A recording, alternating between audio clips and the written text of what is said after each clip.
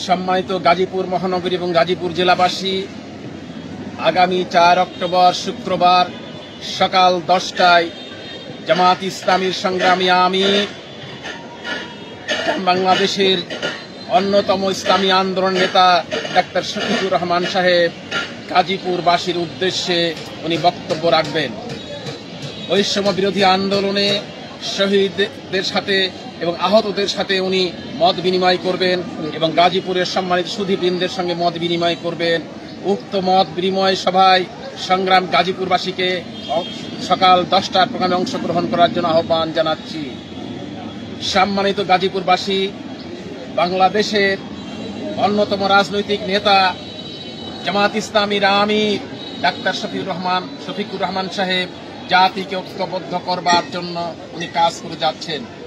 জাতিকে ঐক্যবদ্ধ করা এখন মূল কাজ। যে জাতি ঐক্যবদ্ধ, সে জাতিকে দুনিয়ার কোনো শক্তি পদানত করতে পারে না। জাতীয় ঐক্যের মাধ্যমে গণতন্ত্র, অর্থনৈতিক স্বাধীনতা, রাজনৈতিক স্বাধীনতা, ধর্মীয় স্বাধীনতা, সাম্য এবং বিচার এবং আইনের শাসন প্রতিষ্ঠিত হতে পারে। আগামী দিনে বাংলাদেশকে সোনার বাংলাদেশ গড়ে তোলবার জন্য ওনার স্বপ্ন, জাতির স্বপ্ন, এই জাতির স্বপ্নকে বাস্তবায়ন করার জন্য আগামী দিনের এই সুধী সমাবেশে আপনাদেরকে আসার জন্য উদ্ধত আহ্বান জানাচ্ছি। আসসালামু আলাইকুম ওয়া রাহমাতুল্লাহ।